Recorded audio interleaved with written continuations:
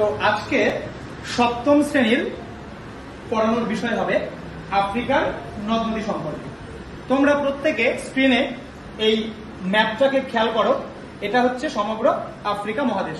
তোমরা এর আগের দিন আফ্রিকার ভূপ্রকৃতি সম্পর্কে জেনেছ, আজ পড়ানো হবে আফ্রিকার নদ নদী সম্পর্কে। তো একটা আফ্রিকা মহাদেশ মানে বিশাল বড় মহাদেশ, অর্থাৎ পৃথিবীর মধ্যে দ্বিতীয় বৃহত্তম মহাদেশ, তাই না, এশিয়ার পরেই। তো একটা মহাদেশে অসংখ্য নদী বয়ে যেতে পারে, তাই না, বয়েছে। কিন্তু সিলেবাস অনুযায়ী শুধুমাত্র আফ্রিকা মহাদেশের 5টি বড় নদী সম্পর্কে এখানে চিহ্নিত করা আছে।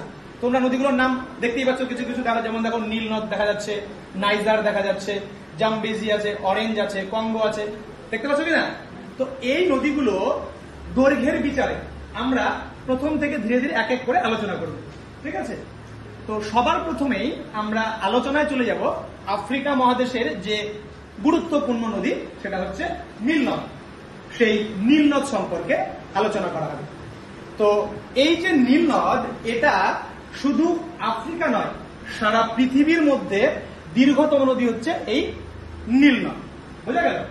গোটা আফ্রিকা মহাদেশের মোট জলপ্রবাহের প্রায় 10 ভাগ জল এই নীল নদ দিয়ে বয়ে যায়। বোঝা গেল?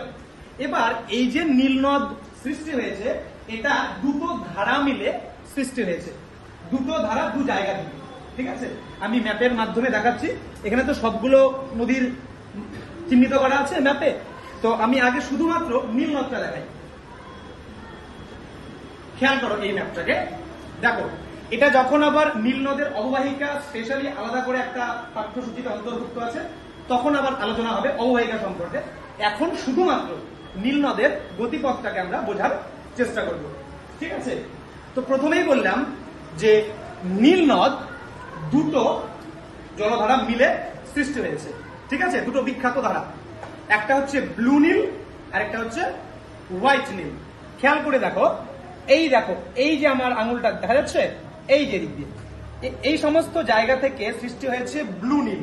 অর্থাৎ ব্লু নীলের উৎস হচ্ছে ইথিওপিয়ার উচ্চভূমি থেকে। জায়গাটার নাম হচ্ছে ইথিওপিয়া, ঠিক আছে, উচ্চভূমি অঞ্চল। সেই ইথিওপিয়ার উচ্চভূমি অঞ্চল থেকে সৃষ্টি হয়েছে ব্লু নীল। আরেকটা ধারা খেয়াল করো, দেখো এদিকে দেখতে পাচ্ছ, এই যে হোয়াইট নীল দেখতে পাচ্ছ, এই দেখো পয়েন্ট করা আছে হোয়াইট নীল, এটা হচ্ছে আরেকটা ধারা। বোঝা গেল? তো এই হোয়াইট নীলের উৎস হচ্ছে আফ্রিকার বিখ্যাত বুরুন্ডি মালভূমি।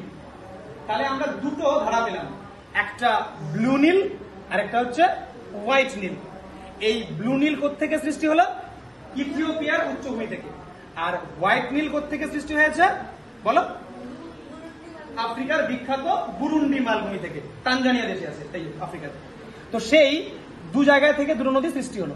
এবার দুটো ধারাই দেখো ওপরের দিকে যাচ্ছে, তার মানে এটা উত্তরমুখী যাত্রা। আমরা জানি যে কোনো মানচিত্রের ওপরের দিকটা হলো উত্তর দিক।